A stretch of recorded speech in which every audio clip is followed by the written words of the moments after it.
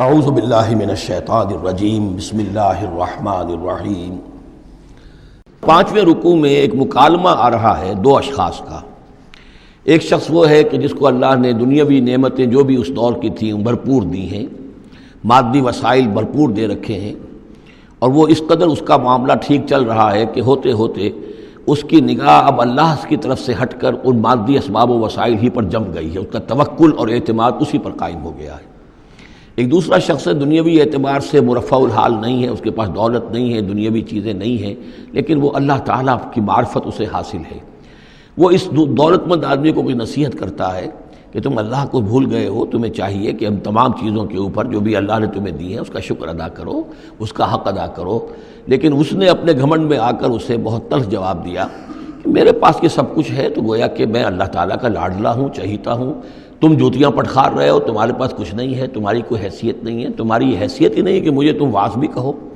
لیکن یہ کہ اس پر پھر جو ان کے درمیان معاملہ ہوا تو انہوں نے کہا، اس شخص نے، کہ ہو سکتا ہے کہ اللہ تعالیٰ تمہارے اس سارے دولت کو اور مال و اسباب کو ضائع کر دے، لیکن یہ کہ اس نے کہا کیسے ہو سکتا ہے، میں نے سارا بندوبست ٹھیک کیا ہوا ہے۔ بہرحال نتیجہ یہ نکلا کہ اللہ تعالیٰ نے اس کی اس پوری دولت کو ایک طریقے سے ضائع کر دیا، اور پھر وہ اپنے ہتھیلیاں ملتا رہ گیا، کف افسوس ملتا رہ گیا، اور اس نے کہا ہائے کاش کہ میں نے اپنے رب کے ساتھ شرک نہ کیا ہوتا۔ حالانکہ اس پورے رکوع میں کہیں کسی دیوی کا، دیوتا کا، کسی اور الہہ کا کوئی ذکر نہیں ہے۔ تو اس رکوع میں سمجھنے کی بات یہ ہے کہ ایک شرک ہے مادہ پرستی کا شرک، مادی اسباب و وسائل پر اتنا تکیہ ہو جائے، اتنا توکل ہو جائے، اتنا اعتماد ہو جائے کہ پھر اللہ تعالیٰ کو انسان بھول جائے، مسبب الاسباب پر سے نگاہ ہٹ جائے، اور وہ سمجھے کہ سارا اعتماد اور توکل میرا ان مادی اسباب و وسائل پر ہے۔ تو یہاں گویا کہ اس نے ان مادی وسائل و اسباب ہی کو اپنا معبود بنا لیا ہے۔ تو یہ شرک ہے جو اس دور کا سب سے بڑا شرک ہے۔ اس دور میں بت پرستی کا شرک بہت کم رہ گیا ہے، اب ستارہ پرستی کا شرک کہاں رہ گیا ہے؟ کون لوگ ہیں جو ستاروں کو پوجتے ہیں؟ اب تو انسان سمجھتا ہے ستاروں تک تو ہم پہنچ ہی جائیں گے، ہمارا علم تو پہنچ ہی چکا ہے، چاند تک ہم اتر آئے ہیں، اب چاند کو کون پوجے گا؟ یہ جو اب ساری جو ہے اب جو پوجا پاٹ ہو رہی ہے وہ تو مادہ پرستی کی ہے، وہ دولت کی ہے، وہ در حقیقت یا وہ نظریاتی طور پر وطن پرستی ہے، اس کا ایک شرک ہے۔ تو یہ اس دور کے شرک کو سمجھنا بہت ضروری ہے، اور یہ رکوع اس اعتبار سے کہ اس میں کسی دیوی دیوتا کا ذکر نہیں ہے۔ تو شرک کون سا کیا اس نے؟ وہ شرک یہی ہے کہ اس نے دنیاوی مال و اسباب اور مادی اسباب و ذرائع کے اوپر اپنے سارے توکل کو جو ہے اس کے ساتھ منسلک کر دیا، یہی گویا کہ اس کو معبود بنا لینا ہے۔ وَاضْرِبْ لَهُم مَثَلَ الرَّجُلَيْنِ، ان کے لیے بیان کیجئے دو اشخاص کی مثال۔ جعلنا لأحدهما جنتین من اعناب، ان میں سے ایک کو ہم نے دیے تھے دو باغ انگوروں کے، وحففناہما بنخل، اور ان دونوں کو گھیرے میں لیا ہوا تھا کھجوروں کے درختوں نے۔ اب دیکھیے کہ انگوروں کی بیلیں ہیں، اور چونکہ ادھر ادھر سے ہوا تیز نہ آئے تو کھجوروں کے جھنڈ جو ہیں وہ چاروں طرف لگے ہوئے ہیں، تاکہ ان کے مابین جو اس کی انگوروں کی بیلیں ہیں وہ بڑی محفوظ ہیں۔ وجعلنا بینہما زرعا، اور ان کے درمیان کھیتی بھی تھی، یعنی یہ کہ اناج کا سامان بھی ہے اور انگوروں کی بیلیں بھی ہیں، اور یہ کہ کھجوروں کے درخت بھی ہیں۔ کلتا الجنتین آتت اکلہا، اور وہ دونوں باغات اپنا پھل دیتے تھے، ولم تظلم منہ شیئا، سال بسال پھل آ رہا ہے، سال ہر سال ہو گئے، ہر سال پھل آ رہا ہے، اس میں کوئی کمی نہیں کرتے تھے۔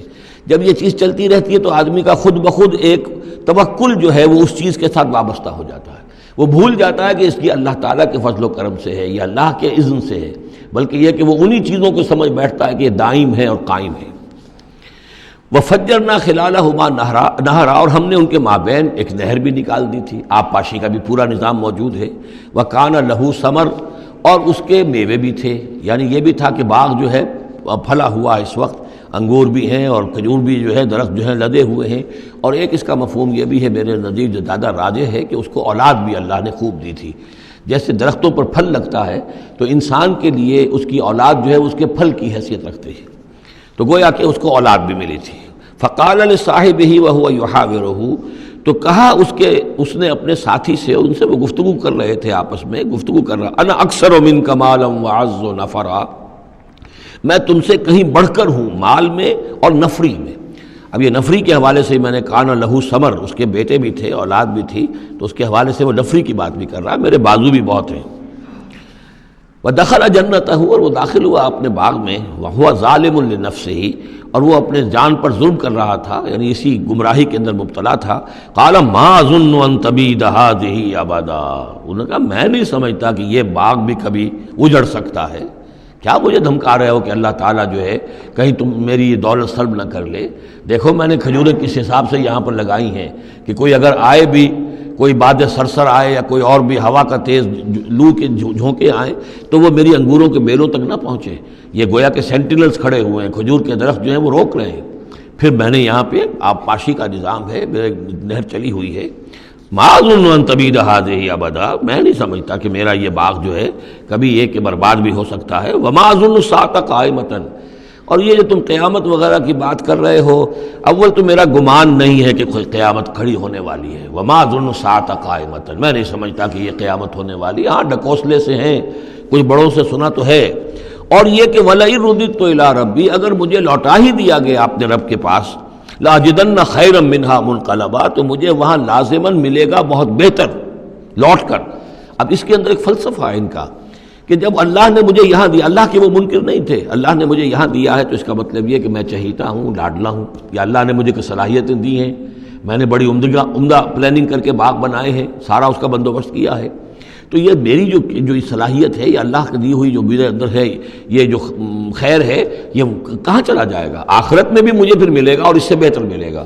اور تم جیسے یہاں جوتیاں پٹخار رہے ہو ایسے ہی وہاں پٹخارو گے. وَلَئِن رُدِدتُّ إِلَىٰ رَبِّي، اگر بالفرض ہو ہی گیا ایسا، لوٹا ہی دیا گیا میں اپنے رب کی طرف، لَأَجِدَنَّ خَيْرًا مِّنْهَا مُنْقَلَبًا، تو اس سے بھی بہتر مجھے وہاں پر ملے گا. قَالَ لَهُ صَاحِبُهُ، اب اس اللہ کے بندے نے جو نیک بندہ تھا کہا اس سے، اس کے ساتھی نے، وَهُوَ يُحَاوِرُهُ، اور ان سے گفتگو کر رہا تھا، أَكَفَرْتَ بِالَّذِي خَلَقَكَ مِن تُرَابٍ، کیا تو نے کفر کیا اس ہستی کا جس نے تجھے مٹی سے بنایا، ثم من نطفہ، پھر پانی کی گندے پانی کی بوند سے بنایا، ثم سواک رجلا، پھر تجھے ایک پورا انسان بنا کر کھڑا کر دیا. اب یہاں اور تجھے کفر کون سا کیا؟ یعنی یہ کہ وہ رب مان رہا ہے اللہ کو، اور رب کے ساتھ اس نے کسی اور کا ذکر نہیں کیا ہے. مطلب یہ کہ آخرت کا انکار در حقیقت اللہ کا انکار ہے. اگر تم آخرت کے بارے میں جو کہہ رہے ہو کہ نہیں میں نہیں سمجھتا کہ یہ کوئی ہونے والی بات ہے، تو چاہے تم اللہ کو اقرار کر رہے ہو لیکن حقیقت میں اگر آخرت کو نہیں مانتے تو گویا کہ اللہ کا انکار ہے. لَٰكِنَّ هُوَ اللَّهُ رَبِّي، لیکن جہاں تک میرا معاملہ ہے میں نے تو اللہ کو اپنا رب مانا ہوا ہے، وہی میرا مالک ہے، آقا ہے. وَلَا أُشْرِكُ بِرَبِّي أَحَدًا، اور میں اپنے رب کے ساتھ کسی کو شریک نہیں ٹھہراتا. وَلَوْلَا إِذْ دَخَلْتَ جَنَّتَكَ قُلْتَ مَا شَاءَ اللَّهُ، اور کیوں نہ ایسا ہوا کہ اللہ کے بندے جب تو اپنے باغ میں داخل ہوا، تو نے باغ دیکھا پھلا ہوا ہے، ہرا بھرا ہے، ہر طرف منظر جو ہے بڑا دل خوشکن منظر ہے، تو کہتا ما شاء اللہ. یہ پھر وہی مجلسی کلمہ آ گیا جس میں توحید کوٹ کوٹ کر بھری ہوئی ہے. ما شاء اللہ، یہ جو اللہ نے چاہا، جو اللہ نے چاہا، یہ سب اس کے فضل و کرم سے ہے. لا قوت الا باللہ، کوئی طاقت نہیں ہے اللہ کے سوا. اگر اللہ کی طرف سے یہ بات نہ ہوتی تو میرے اندر کوئی صلاحیت نہیں تھی. اللہ ہی کی ہے در حقیقت، یہ دین ہے اسی کی عطا ہے. ان ترن انا اقل منک مالا و ولدا، اگر تم دیکھ رہے ہو کہ میں تم سے کم ہوں مال میں بھی اور اولاد میں بھی، فعسى ربی ان یؤتینی خیرا من جنتک، تو مجھے تو اپنے رب کے بارے میں یہ یقین ہے کہ وہ جب چاہے مجھے تیرے باغ سے بہتر باغ دے سکتا ہے.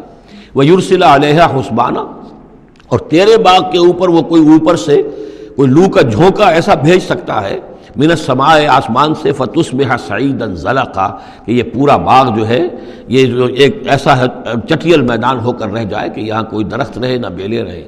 معلوم ہوا کہ ہر چیز جب آنکھ کھلی گل کی تو موسم تھا خزاں کا، یہ ہو سکتا ہے، عین ممکن ہے. اور یصبح ماؤہا غوراً، یا اللہ آسمان سے کوئی ایسی نہ بھی بھیجے کوئی چیز بلا، تو اس کا پانی ہی جو تمہارا یہ جو چشمہ چل رہا ہے وہ پانی ہی اگر زمین کے اندر گہرا اتر جائے، یہ چشمہ خشک ہو جائے، فلن تستطیع لہ طلبا، اور پھر تو پانی کہیں سے لا نہ سکے تو یہ باغ خود بخود اچڑ جائے گا. یہ سارے امکانات ہیں.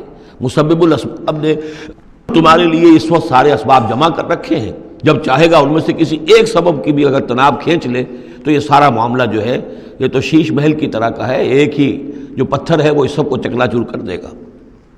وَأُحِيطَ بِثَمَرِهِ، معلوم ہوتا کہ وہ بہت ہی کوئی اللہ کا پہنچا ہوا شخص تھا، جو اللہ کا دوست تھا، اور اس کا دل دکھایا اس شخص نے، جس کو تانا دیا اسے انا خیر من کہ انا اکثر منک مالا و ولدا، تو اس حوالے سے اس کا دل دکھا ہے.